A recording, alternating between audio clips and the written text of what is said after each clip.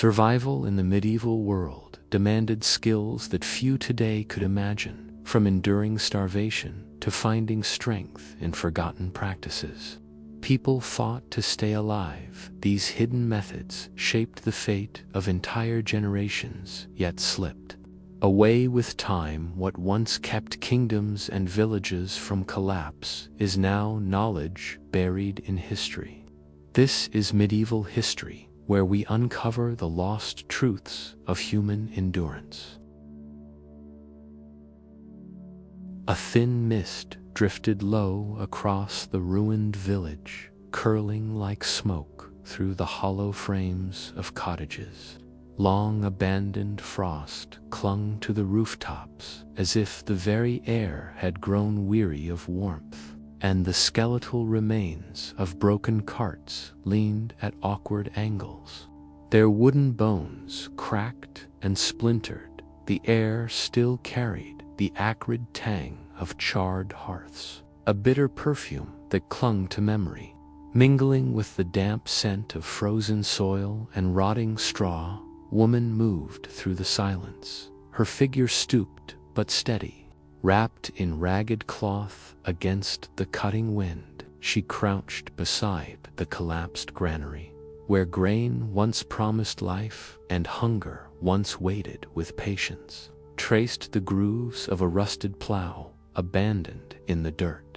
Each ridge a scar carved by hands now gone. It was not only metal she touched, but the memory of those who had bent their backs to the earth, wresting survival from a soil that gave only to those who fought hardest for it. The call of a raven echoed through the still air, its harsh cry a funeral hymn carried on the wind. The bird wheeled above the ruined fields as if counting the dead, reminding her that hunger was as merciless as steel. Each step she took carried weight, not only of her body, but of generations who had endured by wit, cunning, and the invisible laws of necessity, whispered from mother to child. Hidden in corners, preserved in silence, she knelt among the debris, hands sifting through frost and shadow, gathering what the earth still offered: dried roots, brittle with age, herbs shriveled but sharp in scent. She held them close, inhaling the sting of their fragrance. Knowing each leaf and stem was more than food, they were fragments of memory. Knowledge preserved not in parchment or ink, but in the trembling hands of women who carried the secrets of seed and fire. Water and healing with each root she claimed. She gathered centuries of defiance, a quiet resistance against hunger and plague around her. The frost-laden trees bent with the weight of silence. Their branches creaked as though whispering to her, carrying voices of those who had lived here before. They spoke of secrets that had once been passed in whispers by firelight, hidden from the eyes of lords who forbade them. Erased by the greed of war and the sweep of famine, what was once common skill had been buried like treasure. And yet here she was, unearthing fragments with every motion of her hands. A broken knife glinted faintly in the mud, its blade dulled with rust, yet still sharp enough to speak of struggle. She lifted it carefully, feeling the weight of its history. This was no weapon of war forged in noble halls. It was the tool of a survivor. The edge that cut bread as readily as it fended off wolves or thieves in the night. Its silence told stories of hands that had held it tight, hearts that had fought against the hunger gnawing at their doors, against the sickness creeping through their homes. She slid the blade back into the folds of her cloak, as though claiming not steel but the courage it carried. The wind shifted, and she paused at the well that stood in the heart of the village. Its stones were rimed with frost, its bucket cracked, yet when she peered into its dark mouth, she saw a shimmer of water, rippling faint beneath the dawn. The faint reflection wavered like a mirror of centuries. A pool where faces long vanished had once bent to drink. She dipped her hand into the chill and felt the sting on her skin. A baptism of endurance, reminding her that life clings even where ruin seems complete. The village around her stirred with the first breath of day. The mist thinned as the pale light of morning spread across frozen roofs and hollow barns. Her gaze lifted to the horizon where the land stretched wide, fields lying fallow under frost, yet holding the promise of spring. She knew survival was never merely instinct, it was craft, it was memory, it was courage, woven into every small act of endurance. To live was not to wait for mercy, but to dance carefully with earth, with hunger, with silence, learning the rhythm of storms and the language of firelights. The raven circled once more above the fields. Its shadow brushed across her face, and she closed her eyes. The knowledge she carried was not her own, it was the echo of countless forgotten voices, the lost art of life itself. Whispering from beneath the frost and ash, she rose, clutching her bundle of roots, herbs, and broken steel, and stepped forward into the day. Behind her, the ruins stood silent, yet ahead lay the shadowed path where survival would demand more than hunger could ever take hand. As she walked toward the forest's edge, the question lingered in the air like smoke after fire. How much of this art could endure in a world that sought always to erase it? And what hidden price would survival ask when famine and war returned again? Would you like me to expand this chapter even further toward the upper end of 1,200 words by adding deeper historical context on forbidden skills like foraging, herbal medicine, and peasant survival tactics? Or should I keep it more poetic and symbolic as it is now?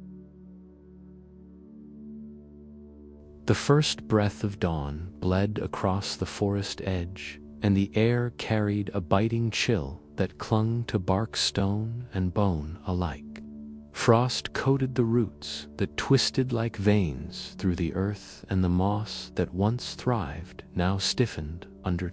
A silver skin of ice from the distance rose the faint trail of smoke, a fragile thread against the pale sky, leading to a hearth where a woman bent low over her pot of thin gruel.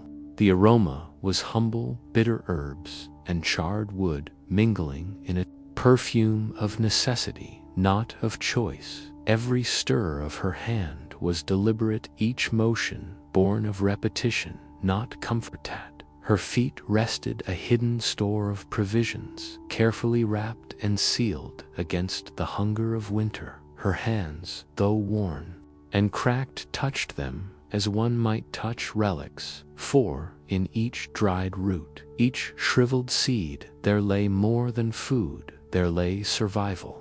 Her fingers traced their shapes as though memorizing them again and again, as if fearing the moment when one might vanish. For these caches were not simply harvest, they were promises to her children, to her blood, to the memory of those who had endured before her. The forest did not remain silent. Wind stirred its bare branches into a restless chorus, the sound like whispers overlapping 1,000 voices, muttering prayers and secrets lost to time. She listened to them and added her own voice, not loudly, but under her breath, words both Christian and older, still words offered to saints and to shadows, to angels and to unseen spirits that dwelt between root and stone. For faith alone did not fill bellies nor warm flesh, yet faith woven with old wisdom could tip the balance of survival. A crow wheeled above in lazy arcs, its wings outstretched against the paling sky. Its cry broke the silence, sharp and jagged, and then fell away, leaving only its shadow sliding across the frozen clearing. The bird seemed patient, unhurried, a witness that waited for no man nor woman. To the woman below, its shadow was no omen of doom nor of blessing, but a reminder of watchful eyes that lingered upon all who struggled in this age beside. Her lay a sickle rusted and worn, the blade no longer sharp enough to reap wheat in abundance, yet it glimmered faintly under the newborn sun, a relic of labor and a symbol of stubborn persistence.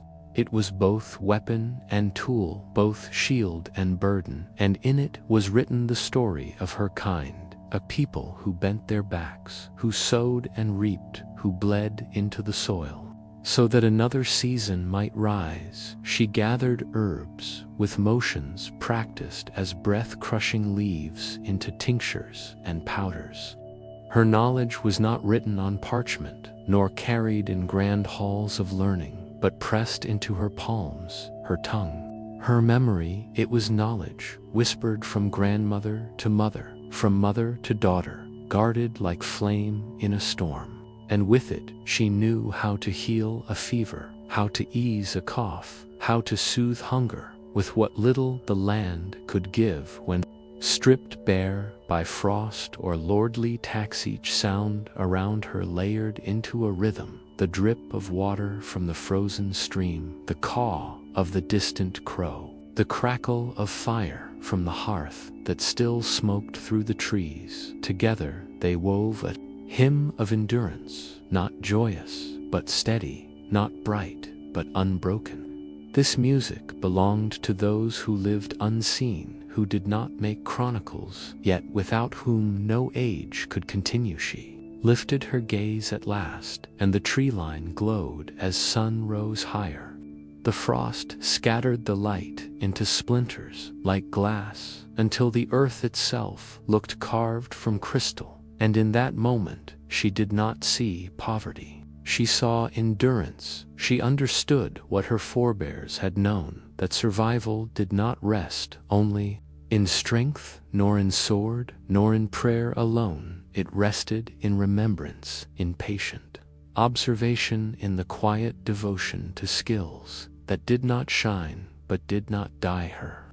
Breath lingered in the cold air, a visible thread that soon faded, but her work remained.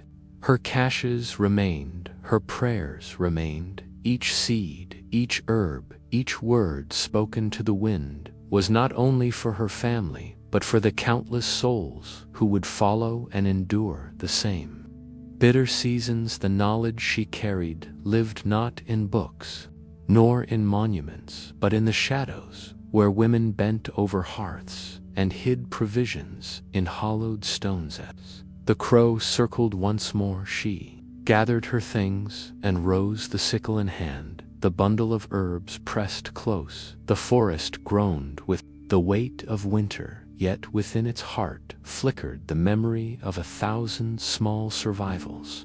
And from those survivals rose the thread that bound the age. Together, fragile but unbroken, the morning sun touched the frost until it burned with fire and ice, and for a fleeting instant the world seemed remade. Yet hunger still lingered in the smoke, famine still threatened beyond the tree-line, lords still demanded tithes from fields already stripped bare. The woman stepped forward into that truth, with no armor but memory, and no weapon but persistence, for the dark ages were not conquered by kings alone, but by the hidden hands that clutched seed and sickle in silence. And as the day began its march, and the shadows withdrew into the woods, a new sound drifted on the wind, the distant rumble of hooves, the cry of men moving across the land, a reminder that survival was never free from intrusion. What waited beyond the tree line was not only winter's hunger, but human hunger sharpened into violence. The woman paused and listened, and the crow wheeled faster above, as if stirred by the change. The forest held its breath, as if waiting for the next chapter of struggle to unfold. A raven's cry cut through the fog as if the sky itself had torn open above the frozen river. The sound echoed against the brittle trees while the old mill loomed in silence, its beams shivering beneath the burden of frost. It stood not as a place of labor anymore, but as a monument to hunger and endurance, a place where echoes of toil whispered through the icy air inside. The hollowed shelter, a young apprentice knelt close to the earth, her breath turned to mist as she leaned over a cracked clay jar, her fingers trembling with care. The jar cradled powdered roots and crushed herbs, a bitter fragrance rising from within like smoke from an unseen fire. She pressed her palms together, whispering words older than the parchment that lay before. Her incantations carved not into books, but into memory, carried through the centuries by mothers and daughters, healers and wanderers, outlaws and saints alike. The forest pressed close beyond the walls, its branches bowed under the weight of snow, its silence broken only by the rustle of wings as the raven shifted its perch upon the dead oak. The bird's eyes glinted, sharp as iron, watching as though it bore witness to a ritual forbidden, yet necessary. Each movement of the apprentice's hands was deliberate, a gathering of the forgotten art of staying alive when kingdoms fell and lords devoured harvests and plague gnawed at the weaker parchment beside her was frayed, its ink smudged by years of damp and smoke. Drawings marked its surface, fire-making traps for rabbits, knots for fishing lines, recipes for bitter teas that soothed the belly and tricked the mind into believing it was full. Her fingers lingered upon it as though it were a relic of a sacred scripture. Every symbol, every faint sketch carried the blood of those who had once starved and yet refused to die. Smoke drifted from a nearby hearth, blending with the bitter perfume of crushed bark and root. It coiled into the rafters where a rope stiff with frost hung down from the beam, its fibers cracked with age, a testament to the hands that had once pulled grain water would survival itself into place. That rope now served no weight, no labor, yet it spoke to her of burdens carried, of nights spent tying food above the reach of rats or stringing lines to dry fish in the cold wind. The apprentice's lips whispered as her hands worked, a rhythm steady and ancient, part prayer, part instruction. Powder stirred into water, water poured upon flame, flame coaxed to life with breath. The covenant was simple yet sacred, to take from the earth with care, to shape raw stone into blade, raw wood into shelter, raw leaf into medicine. These were not tricks to be written in ledgers of scholars or sung by priests in their golden halls. These were lifelines, carved in silence, traded in whispers, preserved in fear of forgetting. Her gaze lifted through the window slats, where the dawn broke pale and reluctant. The world outside glimmered in frost and shadow. She could feel the weight of memory pressing upon her shoulders, as though every ancestor stood watch, urging her not to falter. The survival of the nameless, the forgotten, the voiceless, lived within her hands, within her breath. Yet this inheritance was fragile knowledge carried like embers in a hidden pouch, vulnerable to rain, to carelessness, to the arrogance of those who believed parchment alone could save a life. One lost night, one lost apprentice, one lost memory, and the covenant would vanish into silence. The raven shifted again, its feathers black against the dim sky. Its eyes were steady and unblinking, as if measuring the worth of what she carried. It seemed to know that survival was never certain, that history often buried its truest wisdom beneath ruins and crowns. The apprentice closed her eyes for a moment. She could hear the forest beyond groaning with cold, hear the distant crack of ice upon the river, hear the faint echo of voices carried through time, voices of peasants who had starved, yet left behind secrets of bitter roots, boiled into broth of snares, set in silence of herbs, ground in the dark. She breathed them in and felt the covenant bind itself to her solace. She opened her eyes again. The light had shifted. The first rays of the sun spilled across the frost, making the world glimmer as though forged from glass and ash. She set the clay jar beside her parchment, placed her palm over both, as though sealing a vow, for this knowledge was not hers alone. It belonged to those yet to come, to the child who would one day stand at a frozen river with nothing but a knife and a prayer, to the wanderer lost in the woods, whose fire burned low and fading, to the widow who wept into empty pots and prayed for a way to keep her children alive. The hearth crackled, faint and weary.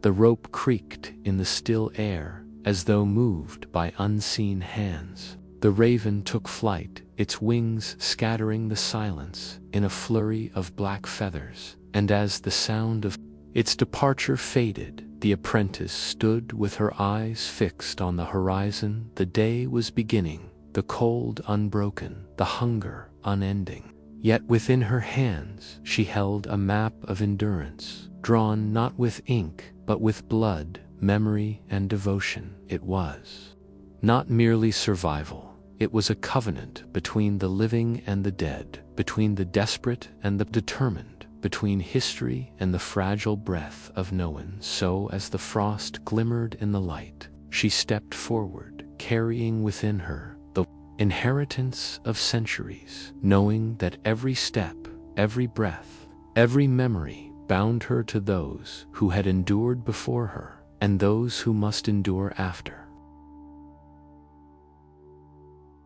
Moonlight entered through the torn windows of the crumbling stone cabin, casting pale light over frost-coated hearths and broken tools, left behind by generations who once fought to endure the land. The air itself seemed alive with memory carrying. The smell of wet earth and scorched wood mingled with the faint bitterness of dried herbs ground long ago into dust. This was not a place of comfort, but of survival, where every shadow whispered of hunger and every creak of timber carried the weight of 1,000 winters. She knelt close to the clay pot, her breath rising in faint white clouds as her hands moved with deliberate rhythm. Roots were ground with a stone worn smooth from years of use. Tinctures stirred into a dark liquid whose scent stung the air. The healer worked in silence, yet the silence was not empty. It was filled with the voices of those who had taught her, with whispers carried down from famine-stricken mothers, plague weary fathers, outcast wanderers who had known both exile and fire. In her careful mixing lay centuries of remembrance, a fragile chain binding the living to those who had survived before them. Beyond the walls, the forest exhaled a different kind of song. The wind slipped through skeletal trees, its voice sharp as a blade of ice. A raven cried in the distance, its wings beating against the silence. Somewhere in the frost-hardened earth, a fox moved, leaving shallow marks across the frozen soil, a reminder that in this land every creature hunted, every creature endured, and nothing came without vigilance. Her hands slowed as her gaze fell on a rusted sickle resting against the wall. She lifted it, tracing the worn metal with her fingertips, feeling the grooves where palms, both living and dead, had gripped in toil and desperation. That blade had cut wheat in seasons of abundance. It had scraped thin stalks in times of famine. It had been both tool and weapon, both bread and survival. She closed her eyes, and for a moment she felt the echo of their touch, 1,000 hands guiding hers across the divide of centuries. Each gesture she performed carried meaning, the folding of linen that might bind a wound, stirring of a potion that might soothe a fever, the careful turning of grains that might reveal rot or salvation. These small rituals were acts of defiance against death. They were prayers without words, carried not to heaven, but to memory. Each act spoke of those who had once endured snow hunger, war, and fire through craft, cunning, and the quiet practice of forbidden wisdom. On the table, a candle flickered, throwing its unsteady glow across a half-burned manuscript. The edges of the parchment curled, blackened by flame. Yet the words remained intact, stubborn as the people who had written them. Her eyes scanned the faded ink, where instructions spoke of how to preserve meat through smoke, how to keep water clean through fire and ash, how to draw strength from root and leaf when fields lay empty. This book was no scholar's prize. It was a testament carved into fragile pages by hands that had known fear and chosen resilience. The room itself seemed to breathe with courage. Beam glistened with frost. Each stone wall held shadows like scars from the battles of past winters. The wind outside grew softer, as if pausing to listen as the flame stretched upward in defiance of the colder. Eyes lifted to the fractured ceiling, where moonlight spilled like pale silver rain. In that stillness she felt not alone, but surrounded by memory, by shadows, by voices, unbroken by the silence of death's. Survival was no accident. It was an art, hidden and guarded, an inheritance passed, not in open speech, but in secret lessons and subtle acts. It was a sacred dance between life and scarcity, between hunger and hope, between what was remembered and what could never be spoken. Allowed to heal, to feed, to endure, was to walk that path of Shveozand. She knew as the cold gnawed at the edges of her breath that she was not merely preserving herbs and grain, she was preserving the fragile thread of life itself. Raven struck the cabin roof with the scrape of its claws, sending a shudder down the timber. She rose and closed the manuscript, placing it beneath folded cloth where no careless hand would find it. Outside, the wind carried the faint smell of smoke from distant fires, whether hearth or raid. She could not yet tell, but she knew the night was shifting, and with it the demands of survival. She lifted the sickle once more, its cold metal gleaming in the firelight. Was not just a tool, but a promise, a reminder that survival meant vigilance. And as the candle sank low and the last curl of smoke rose from the pot, she whispered words she did not know she had remembered, words spoken by her grandmother, words that belonged to 1,000 grandmothers before her. Hold fast through the night, for dawn belongs to the living. Her voice faded into silence, the kind of silence that lingers before storms, before footsteps, before change. And as the frost thickened upon the beams and the ravens' cry carried through the trees, it was clear that the art of survival would soon be tested again. A frost-laden dawn crept across the high plateau, where the ruins of a forgotten watchtower clawed upward into the gray morning sky. Its broken stones bore the black scars of fire and centuries of storms. The air was thick with dampness, carrying the scent of moss and clay, mingled with the ghostly trace of charred timber. It was the smell of endings, but also of endurance. Here, in the silence of ruin, the earth still remembered. A lone figure moved among the shattered stones, wrapped in a cloak.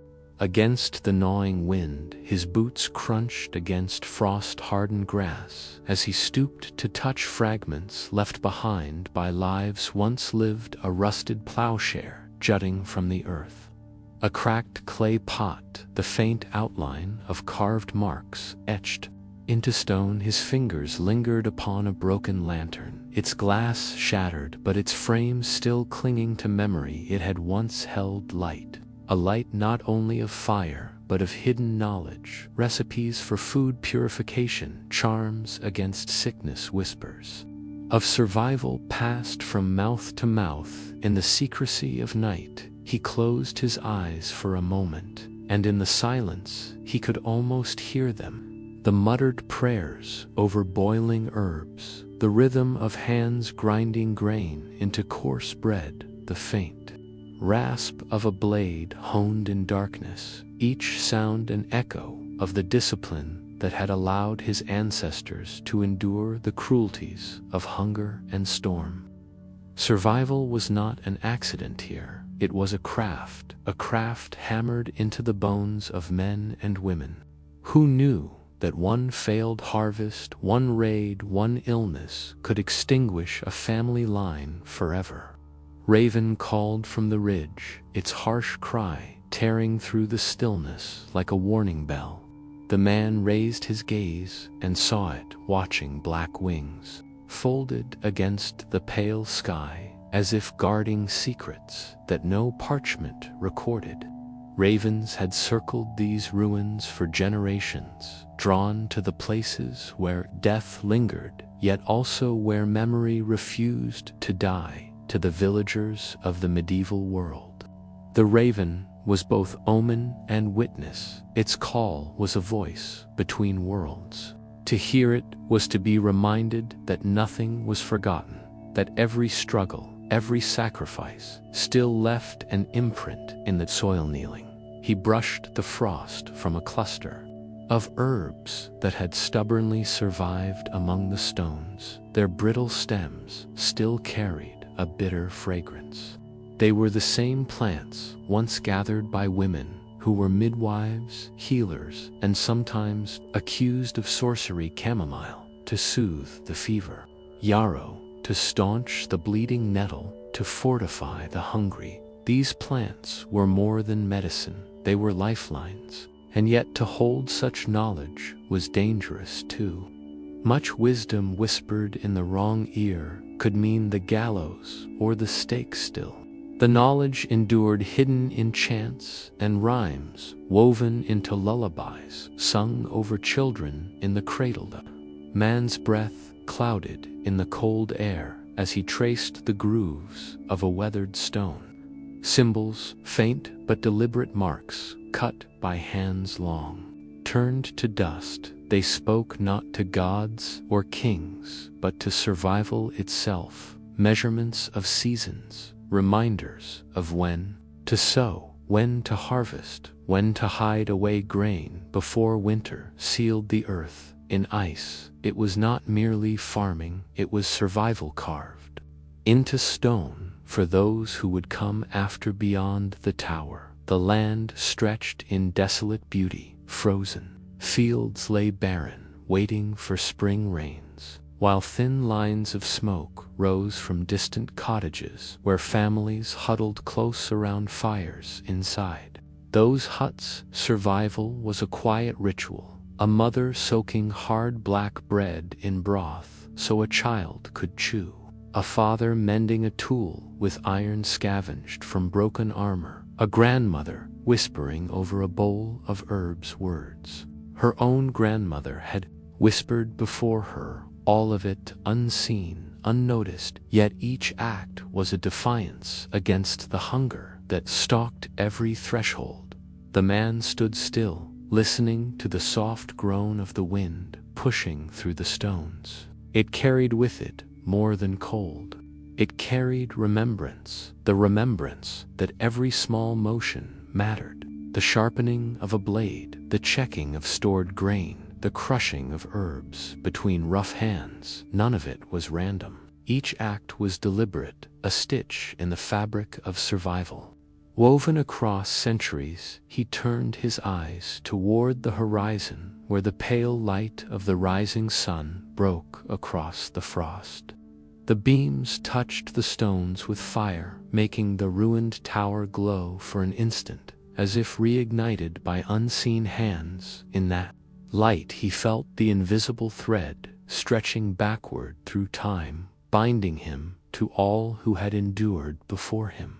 This was the true inheritance of the medieval world, not crowns or castles, not songs of kings, but the quiet endurance of ordinary people who knew how to bend without breaking, a lineage of wisdom that asked for no recognition, yet gave everything. And as the raven cried again, circling above, the man lifted his head and walked on, carrying the weight of memory with him, for he knew that survival was not only about the past, it was a question for the future. Would the knowledge endure, or would it vanish into silence with the last breath of those who remembered? The frost glittered like glass on the earth, and the ruins seemed to whisper in the wind. The lesson was clear. Life was not guaranteed. It was crafted, carved, guarded in secrecy. And those who forgot this truth would one day stand hungry in the ruins, wondering how their ancestors had endured when the world itself turned against them. With that unspoken warning, the man disappeared into the mist, carrying with him the unseen torch of memory. And as the dawn widened its reach over the plateau, the silence remained, a silence heavy with secrets waiting to lead us into the next shadowed chapter of survival. Dawn rises weak and pale over a valley choked by frost. The air is sharp enough to cut the lungs, and every sound carries as if the earth itself were hollow.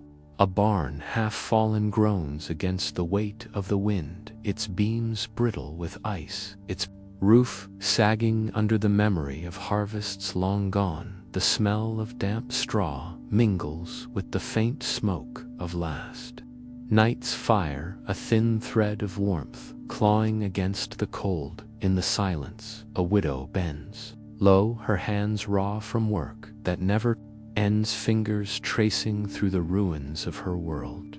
She gathers what remains, seeds wrapped in crumbling cloth, herbs dried to powder, firewood slick with frost. Each object she touches carries a weight beyond its form. It is more than wood, more than seed, more than leaf. It is survival compressed into fragments, knowledge hidden in gesture and memory, whispered to her by women before her and carried forward in silence above her. A raven stirs black wings, slicing the pale sky. It lands on the bare limb of an elm, its shadow stretching long and crooked over stones rimed with frost.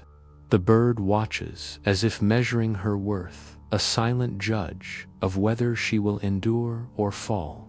Its presence is both omen and witness, the old world's reminder that nothing passes unseen. She kneels by a sickle, rusted and dulled by time, the blade once bright, now pitted with scars of forgotten harvests. She remembers the hands that carried it, strong hands that reaped the valley's grain when the fields bent heavy with gold. Those same hands turned the blade toward wolves when they circled hungry in the winter snow. Every tool was a weapon, every gesture a prayer, every movement a decision between life and death. Her hands tremble as she crushes roots in a wooden mortar, the scent rising, bitter and sharp, filling the barn with the breath of earth. She lays herbs into a pouch, tying them with twine, her fingers quick from years of practice.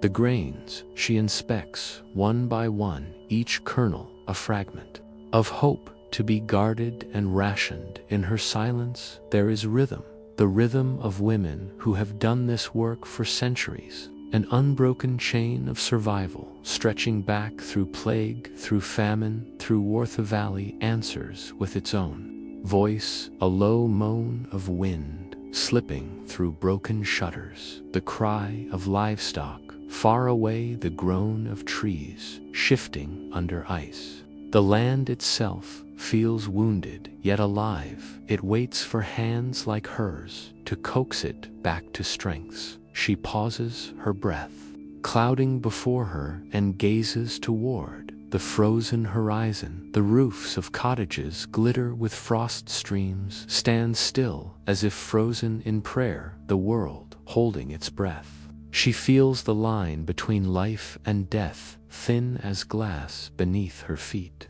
What keeps her standing is not strength alone, but the craft of remembering.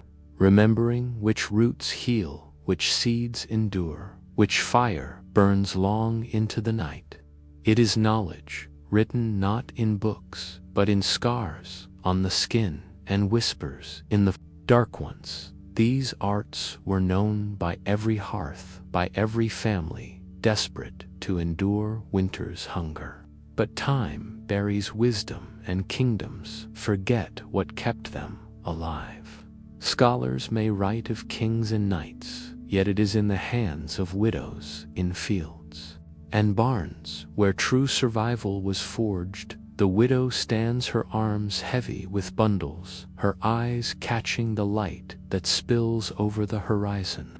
For a moment, the frost seems to glitter like stars fallen upon the earth, fragile and cold, yet beautiful. She breathes deep and feels the weight of those who came before her, mothers who starved so their children might eat, healers who hid herbs beneath floorboards when priests condemned their craft wives, who watched the horizon for raiders with nothing but a sickle in hand. The raven lifts into the air, its wings striking the silence and vanishing into the pale sky. She watches it disappear, her heart steady, her step firm, for she knows that survival is not strength alone, but devotion to the small, unseen acts that hold back the dark. As she moves toward the valley, her path crunching with frost, she does not walk for herself alone. She carries the craft of survival itself, a sacred inheritance, fragile as ice, yet stronger than any crown. And though the world may forget, she remembers, and in her remembering the art of survival still breathes. The wind rises, carrying the faint echo of a church bell from the village below. Its toll drifts through the valley, calling the living to prayer and the dead to rest. The widow lowers her head and continues onward, each step a vow that the old knowledge will not die with her. The valley watches, the river frozen still, the cottages cloaked in white, the barn sagging behind her like a grave marker of forgotten labor. Somewhere ahead, other voices wait, other lives wrestle with hunger and loss, other secrets of survival unfold in shadow. Her journey is not an ending, but a thread in a larger tapestry, and the question lingers in the frozen air: who else remembers what the world has chosen to forget? The sound of dripping water echoed like a heartbeat in the hidden cellar. It was not silence that ruled here, but the murmur of memory carried through damp stone walls. The scent of earth mingled with the sharp bitterness of dried herbs, and the faint sweetness of preserved fruit, sealed away in jars like time itself. Held captive, a young acolyte moved through the narrow chamber, her breath visible in the cold air, her steps cautious as if each creak of wood or brush of cloth might betray the secret that bound her life to the lives of those who had walked this path before her. Fingers brushed labels, faded with age, written in hands that no longer lived, but whose wisdom lingered in ink and parchment. She lifted a small bundle of grain, tied with a strip of worn linen, and pressed it to her forehead in silent prayer. The words she whispered were not her own, but carried from mouths long silenced by plague or by hunger or by the steel of war. These prayers were not for salvation of the soul, but for endurance of the flesh, for the chance to see another dawn, no matter how cold or cruel. Each herb, each root, each brittle leaf carried the weight of centuries, when famine had hollowed villages and disease had left more graves.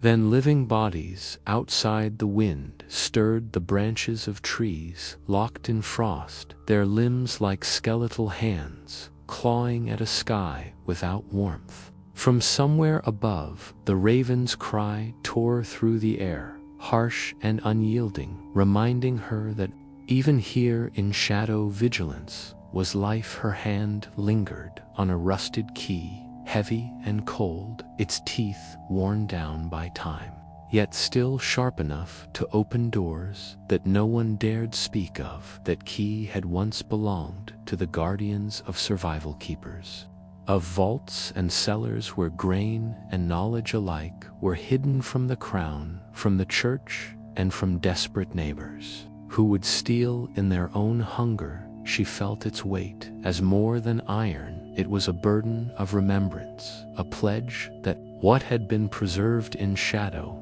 would not be forgotten. The shelves whispered lessons to her with every glance.